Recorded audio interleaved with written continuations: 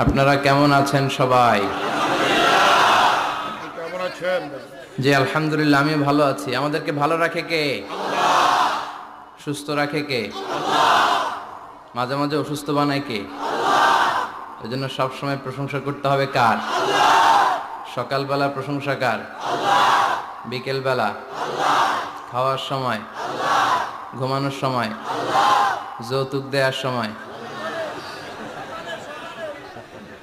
যৌতুক আছে নোয়াখালীতে? যৌতুকের সাথে আমাদের কোনো সম্পর্ক নাই। ইসলাম দিয়েছে মাহার।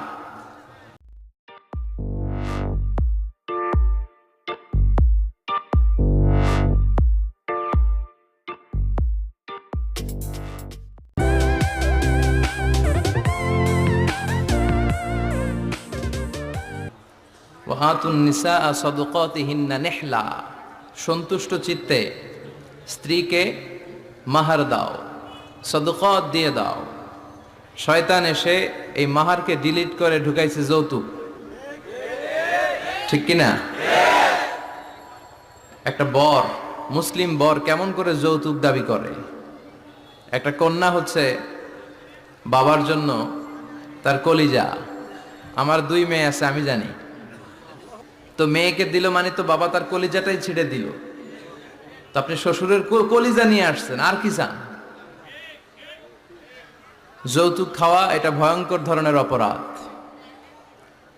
যৌতুক খাওয়ার চেয়ে কুকুরের গোশত খাওয়া ভালো, কারণ কুকুরের গোশত খেলে একটা গুনাহ, হারাম খাওয়ার গুনাহ, আর যৌতুক খেলে ডবল গুনাহ। একে তো যৌতুক খাওয়া হারাম, হারাম খাওয়ার গুনাহ। 2 হচ্ছে শ্বশুরের উপর জুলুম করার গুনাহ। ওয়া যুলমু যুলমাত ইয়াউমাল কিয়ামা, জুলুম, অত্যাচার, operation in the day of রেজারেকশনে আল্লাহ তাআলা এটাকে আপনার ঘাড়ে চাপাবে, অন্ধকার করে দিবে, আপনি চোখে মুখে কিছুই দেখবেন না। এজন্য যৌতুকের সাথে আমাদের কোনো সম্পর্ক দেখবেন যারাই যৌতুক খায় এদের ঘরে কিলাকিলি আছে না নাই? বউয়ের সাথে ভালোবাসা বিনিময় করতে পারে না, ঠিক কি না? কারণ ওইখানে একেবারে পিওর ভালোবাসা নাই, এখানে দেয়া নেয়ার সম্পর্ক, ঠিক কি না? বউ যদি ধমক মারে চুপ করে বসে থাকা লাগে, কারণ যে ফ্ল্যাটটাতে আছে ফ্ল্যাটটা শ্বশুরের, যে বিছানায় ঘুমায় এটাও শ্বশুরের। ওরা লাথি মাইরা বের করে দিল, আর মুখ দিয়ে আওয়াজ বেরোবে না, চিল্লা এখন, ঠিক কি না? এজন্য এই যৌতুকের মতো জঘন্য অপরাধকে ঝাড়ু পিটা করে সমাজ থেকে বিদায় করতে হবে। এগুলো যুবকরা পারবে। এদেশের যুবকরা অনেক সম্ভাবনাময়ী।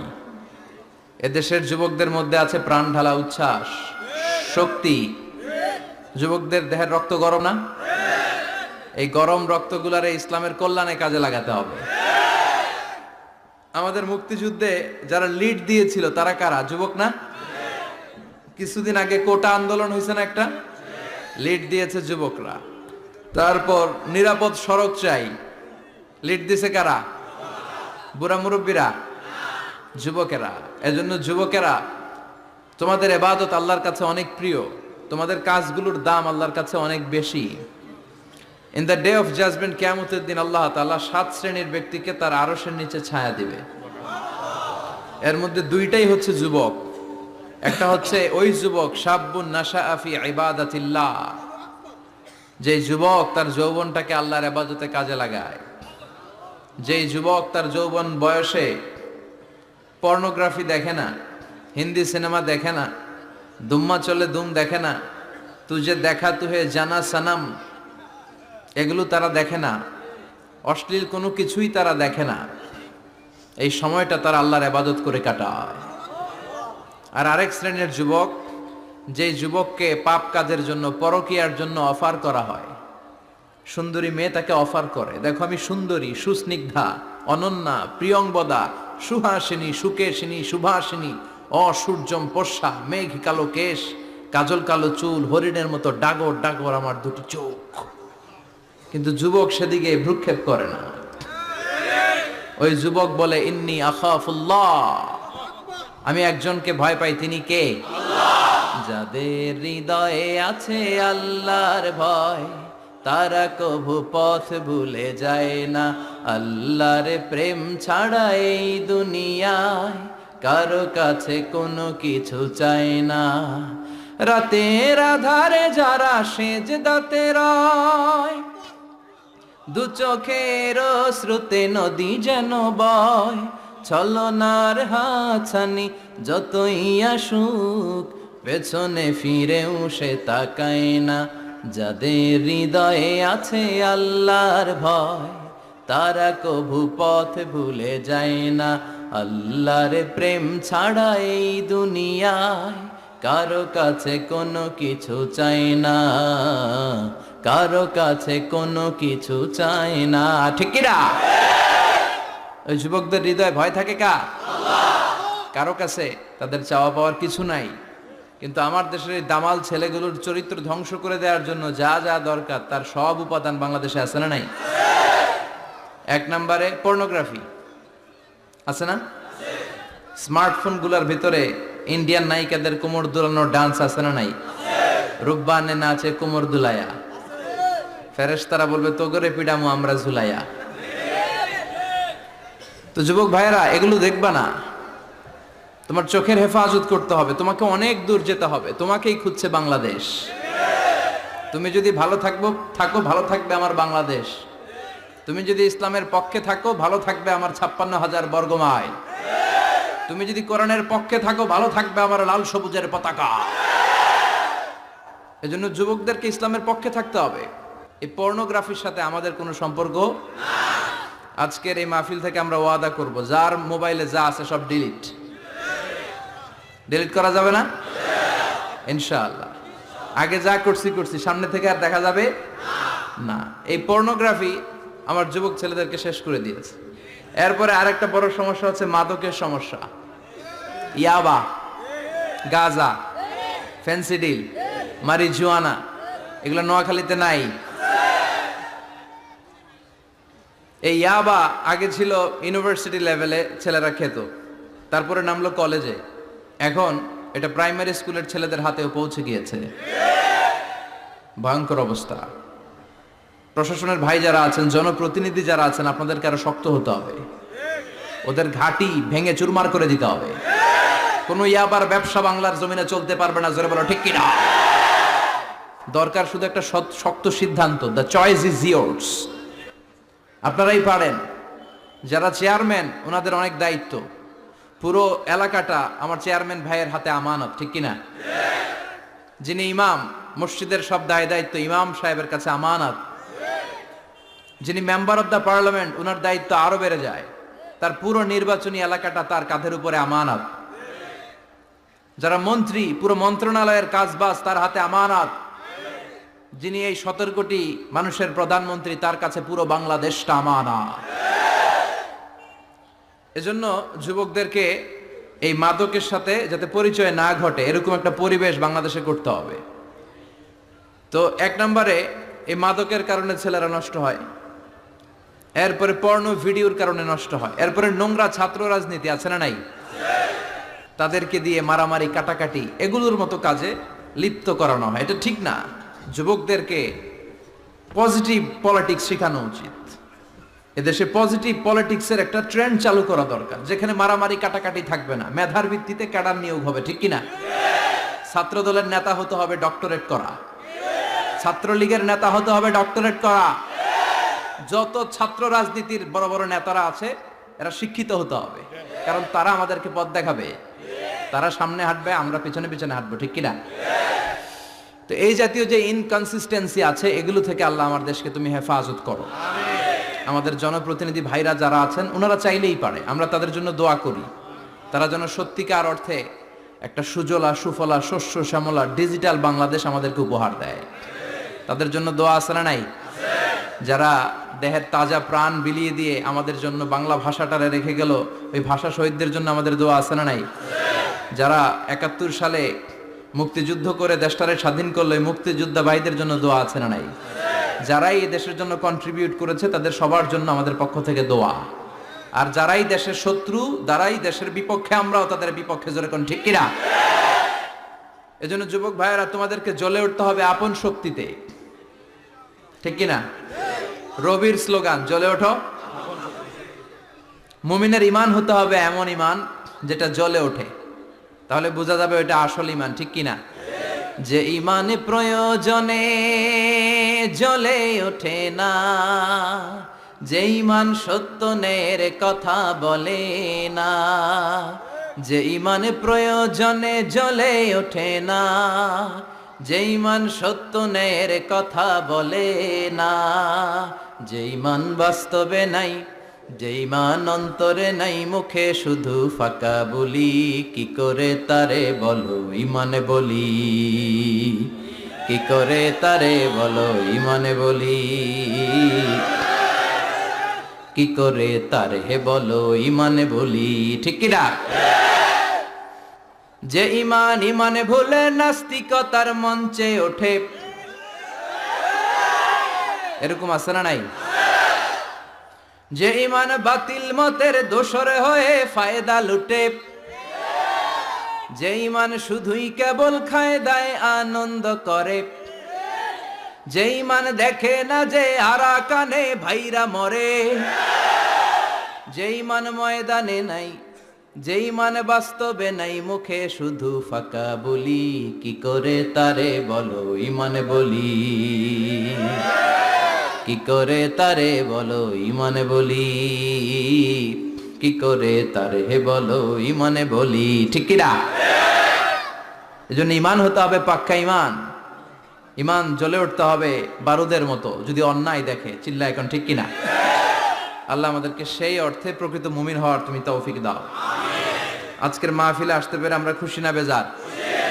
আসুন আল্লাহর দরবারে আমরা ফরমালি শুকরিয়া জানাই, আমরা পড়ে নেই কালিমাতুশ শুকর আলহামদুলিল্লাহ। অনেক ওলামায়ে কেরাম দাওয়াত করেছেন, আজকের প্রোগ্রামের সভাপতি হচ্ছেন আমার ভাই, খুব সম্ভব, কি নাম যেন আপনার? আবেদ সাইফুল কালাম। আবেদ সাইফুল কালাম অত্র এলাকার চেয়ারম্যান। আল্লাহ আমাদের সভাপতিকে তুমি কবুল করো, পাশাপাশি আরো যাদের মাথায় টুপি পরিয়ে দিলাম তাদেরকেও কবুল করো। চমৎকার এক দৃশ্যের অবতারণা ঘটিয়েছে আজকের ইন্তেজামিয়া কমিটি, এরকম আমার এক্সপিরিয়েন্স নাই আর কি, যারা অতিথি তাদেরকে টুপি পরিয়ে বরণ করা। আল্লাহ ভাইদেরকে তুমি ইসলামের জন্য কবুল করো, তারা যেন আমরণ দেশের দশের ইসলামের খেদমত করতে পারে, তুমি তৌফিক দাও। অনেক আলোচক আপনারা দাওয়াত করেছেন আলহামদুলিল্লাহ, যারাই এখানে কথা বলেছে নিঃসন্দেহে কোরআন থেকে বলেছে, কারণ আমাদের তাফসিরুল কোরআনের মাহফিলের সিলেবাস একটা, এটার বাইরে থেকে আমাদের কথা বলার সুযোগ আছে? আমরা যদি এখানে ত্রিপিটক থেকে কথা বলি, গীতা বাইবেল থেকে কথা বলি, রামায়ণ মহাভারত থেকে কথা বলি, আপনারা কেউ শুনবেন? আপনারা বলবেন যে হুজুর এই বইটা থেকে কথা বলেন। আমাদের সিলেবাস হচ্ছে কোরআন। চিৎকার করে বলতে হবে, আমাদের সিলেবাস কি? কোরআন। এই কোরআন দিয়ে দেশের সব আইনগুলো হোক, আমরা চাই কি চাই না? এই কোরআনটা সংসদ ভবনে থাক, চাই কি চাই না? ক্যান্টনমেন্টে থাক, চাই কি চাই না? সচিবালয়ে থাক, চাই কি চাই না? দেশের প্রতিটি অঙ্গনে কোরআনের কথাগুলো ছড়িয়ে পড়ুক, কোরআনের আলোতে আমরা যেন আলোকিত হই। আল্লাহ বলেছেন, this is the book war of there is no doubt in it and a guidance to those who are মুত্তাকিন। এটা এমন বই যে বই একটাও ভুল নাই, আছে? একটাও সন্দেহ নাই, আছে? এজন্য ছেলে মেয়েদেরকে কোরআন পড়াবেন, রাজি আছেন তো? কোরআন যেন প্রতিদিন আমাদের তেলাওয়াত হয়, একটি আয়াত হলেও যেন প্রতিদিন আমরা বঙ্গানুবাদ পড়ি। মাতৃভাষায় কোরআনটাকে বুঝতে হবে, এটা সবচেয়ে বড় ফরজ। বাংলা বুঝি না এমন কি কেউ এখানে আছেন? তো আমরা সবসময় এই বইটা থেকে কথা শুনি, এই বইটা সবার, এই বইটা বিএনপির ভাইদের, এটা আওয়ামী লীগের ভাইদের, এটা জাতীয় পার্টির ভাইদের, এটা জামাত ইসলামের, এটা পীরের মুরিদের, এটা তাবলিগের ভাইদের, এটা আস্তিকদের, এটা নাস্তিকদের, এটা হিন্দুদের। এটা আলাদা কারণ, এটা সবার। এই কিতাবটা হিন্দুদেরও কিতাব, ওরা পড়ে না তো আমি কি করব? ইসলাম এটা কি কুক্ষিগত আমার বাপের ধর্ম? সবার ধর্ম, সবার। ওরা মানে না তো আমি কি করব? বিশ্বনবী উনি সবার নবী। বিশ্বনবী কি শুধু আমাদের নবী? উনি হিন্দুদেরও নবী, উনি বৌদ্ধদেরও নবী, উনি অগ্নি উপাসকদেরও নবী, উনি নারীদের নবী, উনি পুরুষদের নবী, উনি আরবদের নবী, উনি অনারবদের নবী, উনি বিশ্বনবী। উনি বিশ্বনবী, সবার জন্য এসেছেন, as a father, as a husband, as a lawgiver, as a lawmaker, as a reformer of the society, as a commander, as a messenger. Muhammad is the superman of the world. স্বামী হিসেবে, বাবা হিসেবে, নেতা হিসেবে, সমাজ সংস্কারক হিসেবে, আইন প্রণেতা হিসেবে, সর্বোপরি একজন নবী হিসেবে মুহাম্মদ সাল্লাল্লাহু আলাইহি ওয়াসাল্লাম গোটা বিশ্বের মানুষের কাছে সুপারম্যান। সুপারম্যান ছিলেন তো, যে সবকিছু করে দেখাতে পারে আল্লাহর রহমতে। বিশ্বনবীকে তো আল্লাহ এই বরকত দিয়েছে। বিশ্বনবীর হাতে বরকত, পায়ে বরকত। বিশ্বনবী যদি কোনো বাচ্চার মাথায় হাত বুলিয়ে দিত, ওই বাচ্চার মাথার চুল বড় হয়ে যেত। এক ভণ্ড নবী আসলো, মুসাইলামাতুল কাযযাব, সে কয় আমিও নবী। সবাই কয় তাহলে তুমিও আমাদের বাচ্চার মাথায় হাত বুলায় দাও। মোহাম্মদ তো হাত বুলায় দিলে বাচ্চার মাথায় চুল বড় হয়। মুসাইলামা কয় নিয়ে আয় বাচ্চা। বাচ্চা নিয়ে আসছে, বাচ্চার মাথায় হাত বুলাই দিস, চুল তো বড় হয় না। আর মাথা ছিল আজীবন টাক মাথা। যেই বাচ্চার মাথার মধ্যে এই বেয়াদবের হাত লেগেছে, ওই বাচ্চার মাথাটা আজীবন ছিল টাক, চুল বড় হবে তো দূরের কথা। কি বরকতের নবী। অনেক সাহাবী এসে বলছেন, ইয়া রাসূলুল্লাহ, আমাদের কুয়ার মধ্যে পানি নাই, কি করব? বিশ্বনবী যে কুলি করে কুলির পানি কুয়াতে ফেলেছে, মুহূর্তের মধ্যে পাম্প মেশিন দিয়ে পানি উঠালে যেমনি পানি উঠতে থাকে, পুরো কুয়ার পানি উপচে উপরে ওভারফ্লো হতে শুরু করেছে। অনেক জায়গায় কুয়ার পানি লবণাক্ত, সাহাবারা খেতে পারে না। ইয়া রাসূলুল্লাহ, আমাদের কুয়ার পানি লবণাক্ত। বিশ্বনবী অজু করে আবার কুলির পানি ছাড়লেন, মুহূর্তের মধ্যে লবণাক্ত কুয়ার পানি মিঠা পানিতে পরিণত হলো। যেখানে হাত দিয়েছেন ওখানেই বরকত আছে না নাই? এজন্য বিশ্বনবীর সুন্নাহ আছে, যেখানে আমরা আছি। আসলে আমরা সরাসরি কোরআনের দিকে যাই, কারণ এই কিতাবে অনেক বরকত। আমি আমার খুতবার শুরুতে আল কোরআন আল কারীমের 29তম পারার একটি সূরা, সূরাতুল ইনসান, এই সূরার একটি আয়াত তেলাওয়াত করেছি। এই সূরার আলোকে আজকের এই চমৎকার রজনীতে আমরা কিছু কথা শুনবো, ইনশাআল্লাহ। পড়েন। এখন যেমনি আপনারা চুপচাপ, শেষ পর্যন্ত চুপচাপ থাকবেন তো, নাকি ওঠা বসা করবেন না? তাহলে আদব নষ্ট হবে। আদব নাই তো কিচ্ছু নাই, আদব আছে তো সব আছে, ঠিক কি না? সূরার নাম হচ্ছে সূরাতুল ইনসান। সবাই বলেন সূরার নাম, আরো জোরে বলেন ইনসান। 29তম পাড়ায় অবস্থিত। কোন পাড়ায়? 31টা আয়াত। কয় আয়াত? এই সূরাটা মাক্কি সূরা। কি সূরা? বিশ্বনবীর জীবনে দুইটা পর্ব, একটা মাক্কি পর্ব আর একটা মাদানী পর্ব। হিজরতের আগে যে সূরা নাজিল হয়েছে এগুলো মাক্কি, হিজরতের পরে যা নাজিল হয়েছে এগুলো মাদানী। এটা বিশ্বনবীর হিজরতের আগে নাজিল হওয়ার সূরাগুলোর অন্তর্ভুক্ত, ঠিক কি না? ঠিক এতটুকু কথাবার্তা ক্লিয়ার না? এবার আসেন সামনে যাই। সূরাতুল ইনসানই শুধু সূরাতুল ইনসানের নাম নয়, এছাড়াও এ সূরার আরেকটা নাম আছে। সে নামটা হচ্ছে সূরাতুদ দাহার। হাফেজ আছো কারা কারা? দেখি হাত তোলো। অনেক আছে, মাশাআল্লাহ মাশাআল্লাহ। তো কিছু কিছু কোরআনে এই সূরাটার নাম লেখা থাকে সূরাতুল ইনসান, কিছু কিছু জায়গায় লেখা থাকে সূরাতুদ দাহার, হিনুম মিনাত দাহার। যেহেতু প্রথম আয়াতে দাহারের কথা আছে, আবার হাল আতা আলাল ইনসান, ইনসানের কথাও আছে। এজন্য কোন নুসখাতে এই সূরার নাম সূরাতুল ইনসান, আবার কোন নুসখায় এই সূরার নাম সূরাতু আদ-দাহার। এই সূরাটা বুখারীর বর্ণনায়, বুখারী সহিহ বুখারীতে এসেছে যে বিশ্বনবী সাল্লাল্লাহু আলাইহি ওয়াসাল্লাম জুমার দিন ফজরের নামাজের যে ফরজ 2 রাকাত, এই ফরজ 2 রাকাতের দ্বিতীয় রাকাতে এই সূরাটা বিশ্বনবী পড়তেন। প্রথম রাকাতে সূরাতুস সাজদা পড়তেন, আলিফ লাম মিম তানজিলুল কিতাব লা রাইবা ফি মির রাব্বিল আলামিন। প্রথম রাকাতে সূরাতুস সাজদা, আর দ্বিতীয় রাকাতে পড়তেন সূরাতুল ইনসান। সুবহানাল্লাহ পড়েন। ইনসান শব্দের অর্থ হচ্ছে মানুষ। ইনসান মানে কি? সবাই বলেন। আপনারা কি? আমরা কি? আমরা মানুষ। তাই মানুষের নামে আল্লাহ কোরআনে সূরা দিলেন, এজন্য জিনেরা মাইন্ড করার সুযোগ নেই। জিনদের নামেও সূরা আছে। কি নাম? সূরাতুল জিন। মানুষ হচ্ছে কোরআনের সেন্ট্রাল থিম, কেন্দ্রীয় আলোচ্য বিষয়। খুব ভালো করে খরগোশের মতো কানটা খাড়া করে শুনবেন। মানুষ হচ্ছে কোরআনের কেন্দ্রীয় আলোচ্য বিষয়, central theme of the holy Quran, subject matter, central subject matter of the holy Quran. কোরআনের কেন্দ্রীয় আলোচ্য বিষয় হচ্ছে কি? কথা বলেন। মানুষ। মানুষকে নিয়ে কোরআনে যত কথা, মানুষকে নিয়ে যত আয়োজন, সবকিছু মানুষকে নিয়ে। এজন্য মানুষই হচ্ছে কোরআনের কেন্দ্রীয় আলোচ্য বিষয়। চিল্লায় পড়েন আল্লাহু আকবার। আবার আল্লাহ বললেন, গোলাম, এই কোরআনের প্রথম সূরার নাম ফাতিহা। দ্বিতীয় সূরার নাম হলো আল বাকারা। বাকারা শব্দের অর্থ হলো গাভী। আর এই কোরআনের সর্বশেষ সূরার নাম হলো সূরাতুন নাস। নাস মানেও মানুষ। আল্লাহ বুঝাতে চাইলেন কোরআন শুরু করেছি প্রাণীর নামে একটা সূরা দিয়ে, আর এই কোরআনটারে শেষ করেছি মানুষের নামে একটা সূরা দিয়ে। তার মানে এই কোরআনটা যদি ভালোভাবে হৃদয়ঙ্গম করতে পারো, তোমাদের মধ্যে পশুত্বের যে প্রবৃত্তি আছে, পশুত্ব দূর হয়ে তুমি মানুষের মতো মানুষ হয়ে যাবা। কোরআন পড়লে আপনার মধ্যে পশুত্ব থাকবে না, আপনি মানুষ হবেন, মানুষের মতো মানুষ। কিসের মতো? এই পৃথিবীতে মানুষ হওয়া সবচেয়ে কঠিন, মানুষের বড় অভাব। অনেকে বলবেন কি বললেন হুজুর, পৃথিবীতে প্রায় 600 কোটি মানুষ আর আপনি কোন মানুষের অভাব? আসলে 600 কোটি যা দেখা যায় এগুলো মানুষ না, এগুলো জনসংখ্যা। এজন্য বলা হয় বাড়ছে জনসংখ্যা, কমছে মানুষ। বাড়ছে কি কমছে কি? মানুষ সব মানুষ হতে পারে নাই, মানুষ হওয়া বড় কঠিন। এই কোরআন এসেছে মানুষের মতো মানুষ বানাতে।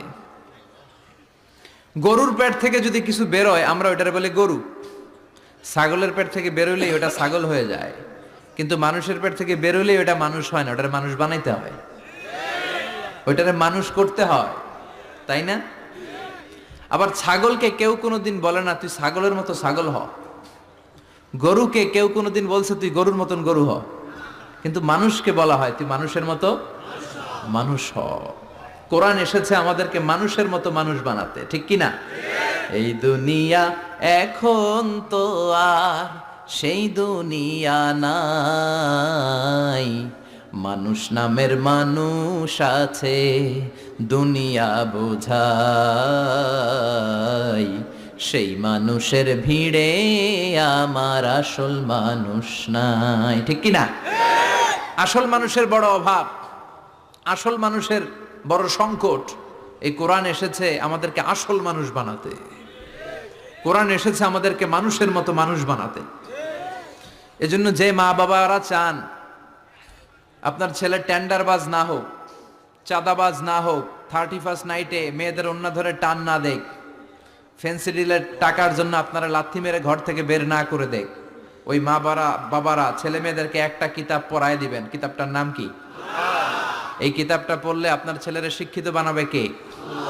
আমি বলি teach your children the holy Quran, holy Quran will teach your children everything. আপনি আপনার ছেলেরা শুধু কোরআন শিখান, কোরআন আপনার ছেলেরা গোটা দুনিয়াটা শিখাই দিবে। কারণ কোরআনের প্রথম বাণী হচ্ছে পড়ো, educate yourself, educate your generation. নিজে শিক্ষিত হও, সভ্য হও, সিভিলাইজড হও। শিক্ষার কথা কোরআনে আছে না নাই? কোরআনের প্রথম শব্দটা কি? ইকরা। ইকরা মানে কি? সবাই বলেন প্রথম শব্দটা কি? আল কোরআনের প্রথম বাণী পড়ো, আল হাদিসে নবীর কথা পড়ো। আল কোরআনের প্রথম বাণী পড়ো, আল হাদিসে নবীর কথা পড়ো। পড়ে পড়ে শেখো, শিখে শিখে তুমি তোমার নিজের জীবন গড়ো। সুবহানাল্লাহ পড়ো। কোরআন পড়লেই জীবন গড়া যায়, ঠিক কিনা? তাহলে এই কোরআনকে আল্লাহ তাআলা নাজিল করেছে আমাদেরকে মানুষের মতো মানুষ বানাতে। কি বানাতে? চিল্লায় বলেন মানুষের মতো মানুষ। মানুষের মতো মানুষ বানানোর জন্য আল্লাহ তাআলা এই কোরআনকে নাজিল করেছে। মানুষকে আল্লাহ এতটা শ্রেষ্ঠত্ব দিয়েছে, মানুষ যদি শ্রেষ্ঠ হয় মানুষ ফেরেশতাকে ছাড়িয়ে যায়, আর মানুষ যদি নিকৃষ্ট হয় তাহলে সে পশুত্বকেও হার মানায়। দলিল কি? দলিল হচ্ছে মেরাজ রজনীতে সাইয়েদনা জিব্রাইল সিদরাতুল মুনতাহা পর্যন্ত গেলেন, ওইখান থেকে দুইটা ঝর্ণা বা নদী নেমে গেল। বিষ্ণু বললেন জিব্রাইল এই নদী দুইটা কোন নদী? সাইয়েদনা জিব্রাইল বললেন এই দুইটা নদী সিদরাতুল মুনতাহা থেকে পৃথিবীর দিকে নেমে গিয়েছে, আর একটা হচ্ছে ইরাকের ফোরাত নদী, আর একটা হচ্ছে মিশরের নীল নদী। এরপরে সাইয়েদনা জিব্রাইল বললেন ইয়া রাসূলুল্লাহ, ইয়া হাবিবাল্লাহ, এই জায়গার নাম হলো সিদরাতুল মুনতাহা, এখানে একটা বড়ই গাছ আছে, এইটা হলো আমার লাস্ট ডেস্টিনেশন, বর্ডার এরিয়া। এই বর্ডার এরিয়ার উপরে যাওয়ার ক্ষমতা আমার নাই। 1 ইঞ্চি উপরে গেলে আমার পাখাগুলোর জ্বালিয়ে সারখার করে দিবে কে? সৃষ্টির শুরু থেকে আজ পর্যন্ত যত নবীর কাছে আমি ওহী নিয়ে দুনিয়ার বুকে নাজিল হয়েছি গো নবী, এই সিদরাতুল মুনতাহায় কান লাগিয়ে আল্লাহর কথা শুনেছি, আজ পর্যন্ত আমিও আল্লাহরে দেখি নাই। নাবি গো, আমি তো আল্লাহরে দেখি নাই, এটা আমার লাস্ট এরিয়া। আমার যে দেখেন আপনি কোরআন নাজিল করে উপরের দিকে উড়াল দিতে, আমি উড়াল দিয়ে এখানে এসে বসে থাকি। সুবহানাল্লাহ পড়ো। এর উপরে আমি যেতে পারবো না, পাখাগুলো জ্বলে যাবে, যাওয়ার পারমিশন নাই। তবে আপনারে পারমিশন দিছে কে? আমি এইখানে দাঁড়িয়ে রইলাম, আপনার মিটিং আল্লাহর সাথে শেষ করে আপনি নেমে আসেন গো নবী। নবী যান, আপনার মিটিং এর জন্য, আপনাকে সারপ্রাইজ দেওয়ার জন্য আপনার অপেক্ষায় আল্লাহ অপেক্ষমান। সুবহানাল্লাহ। তার মানে ফেরেশতা যেখানে শেষ, বিশ্বনবীর খেলা এখানে শুরু, ঠিক কি না? জিব্রাইল ওখানে থেমে গিয়েছে, আর যেতে পারে না।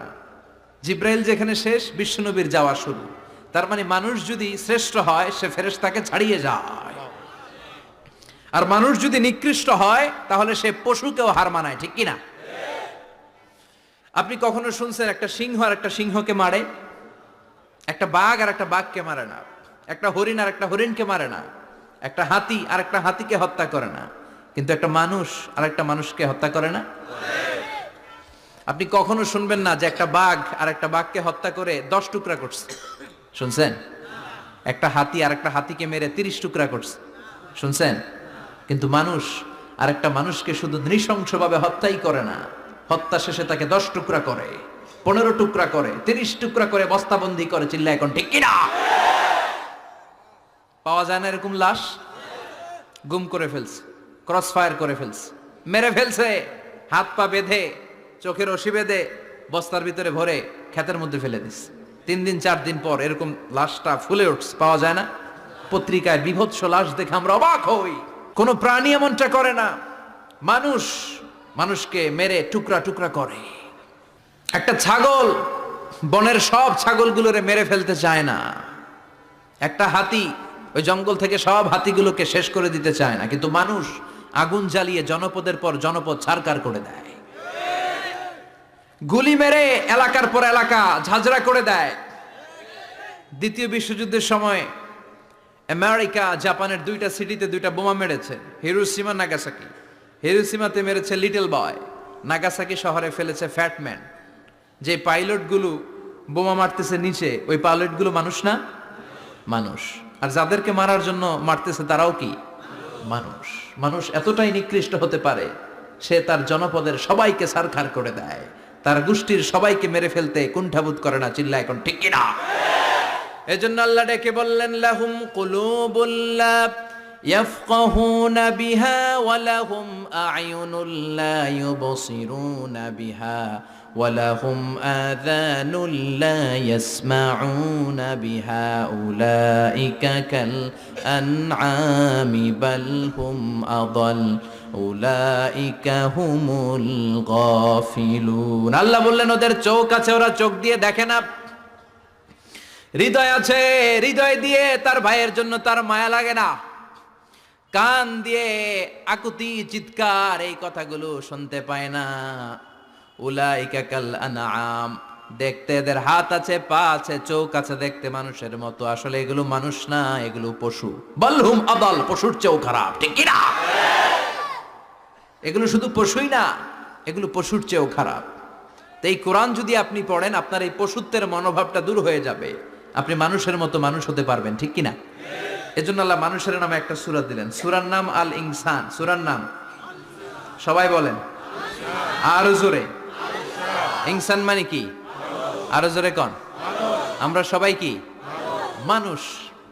মানুষ নিয়ে মানুষের মধ্যেও কৌতূহলের শেষ নাই। বিজ্ঞানীদের মতে মানুষ হচ্ছে হোমোস্যাপিয়েন্স গ্রুপের একটা প্রজাতি, যার বিবেক আছে, বাক শক্তি আছে, বুদ্ধি আছে, চেতনা আছে, উপলব্ধি করার মতো ক্ষমতা আছে। চিল্লা এখন ঠিক কিনা?